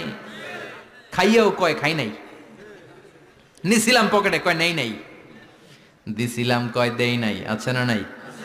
বিশ্বনবীও মাঝে মাঝে এরকম ভুলে যেতেন। কদরের রাত বিশ্বনবী বলেছেন রমজানের শেষ দশকের বেজর রাতে তালাশ করো। 21, 23, 25, 27, 29। আমাদের দেশে শুধু ঘটা করে 27-এ রমজান পালন করে। আপনি 27 তারিখে আবাদত করলেন, বাকি 4টা অড নাইট বেজর রাতে যদি আবাদত না করেন, হতে পারে ওই বছরের কদর ছিল 21-এর রাতে, হতে পারে না? তখন আপনি কপাল পোড়া, সব শেষ। এজন্য বুদ্ধিমানের কাজ হচ্ছে সবগুলা বেজর রাত্রিতে সমান তালে আবাদত করা। বিশ্বনবীকে আল্লাহ তাআলা কদরের রাত আসলে কোনটা জানিয়ে দিয়েছিলেন। সাহাবীদেরকে জানানোর জন্য বিশ্বনবী ঘর থেকে বের হলেন। ফাতালাহা ফুলান ওয়া ফুলান, ঘর থেকে বের হওয়ার পরে বিশ্বনবী দেখলেন 2 বেড়া ঝগড়া লাগছে। ওই 2 জনের ঝগড়ার দিকে বিশ্বনবী মনোযোগী হলেন। হঠাৎ করে কোন তারিখের কথা আল্লাহ বললেন, বিশ্বনবী ভুলে গেলেন। বিশ্বনবী বলেন ফারুফিআত নাসিতু, কদরের রাত কোন রাত আল্লাহ আমার কইছিল, কিন্তু ঝগড়া দেখে আমি ভুলে গেছি। আবার বিশ্বনবী কোরআন পড়তে পড়তে আয়াত ভুলে যেতেন। আল্লাহরে বলছেন, আল্লাহ আল্লাহুম্মা যাক্কিরনা মিনহুমা নুসিনা ওয়া আল্লিমনা মিনহুমা জাহিলনা। ও আল্লাহ, কোরআনের যা আমি ভুলে যাই আমারে স্মরণ করিয়ে দেন, আর যেটা আমি বুঝতে পারি না সেটাকে বোঝার মতো ক্ষমতা আমার দেন। আল্লাহ বললেন সানুকরিউকা ফালা তানসা, ও নবী আজকে থেকে এমন ভাবে কোরআন তোমার সিনার ভেতরে ঢুকায় দেব, মরণের আগের দিন পর্যন্ত কোরআনের একটা আয়াত ভুলবা না। এজন্য কিছু মানুষ আছে ভুলে যায়, আবার কিছু মানুষ আছে ডবল স্ট্যান্ডার্ড। কি করে? Double standard. আল্লাহ এদের নাম দিয়েছে মুযাবযাবিন, নেহি এদার নেহি ওদার, দারমিয়ান মে সদর বদর। এরা ডানেও যায় না বায়েও যায় না, এরকম কিছু কিসমতের লোক আছে না নাই? নৌকা চিনেন? 2 নৌকায় পাড়া দিলে যে অবস্থা, এদের অবস্থাটা ওই রকম। 2 নৌকায় পাড়া দিয়ে বেশিক্ষণ থাকা যায়? কথা বলেন, বেশিক্ষণ থাকা যায় না। হয় এই নৌকায় উঠতে হবে, না হয় ওই নৌকায় উঠতে হবে। এরা দুমুখ সাপের মতো, এদের ভিতরে এক বাইরে আরেক, এর নাম মুনাফিক। চিল্লায় বলেন ভিতরে এক বাইরে আরেক, এর নাম। এদের দৃষ্টান্ত হচ্ছে মধু হই হই বিষ হাবাইলা। বলে মধু, খাওয়ায় কি? এরা উপর দিয়া ফিটফাট, ভিতর দিয়া সদরঘাট। চিনেন সবাই? তা আমরা মুযাবযাবিন হতে চাই না, আমরা মানুষের মতো মানুষ হতে চাই। সূরাতুল ইনসানের শিক্ষা হচ্ছে লাম ইয়াকুন শাইআম মাযকুরা। একটা সময় ছিল আমাদের জীবনে উল্লেখ করার মতো আমরা কিছুই ছিলাম না। এজন্য সব সময় বিপদে আপদে ভরসা রাখতে হবে একজনের উপর। চিল্লায় বলেন তিনি কে? আল্লাহ। আর ছেলে মেয়েদেরকে এই কোরআনটা শিখায় দিতে হবে। এই কোরআন শিখায় দিলে ছেলে মেয়েরা মানুষের মতো মানুষ হবে। কি হবে? সবাই বলেন কি হবে? আল্লাহ পাক আমাদের সবাইকে কথাগুলো বুঝার ও আমল করার তৌফিক দান করুক। আমরা পড়ি আমিন।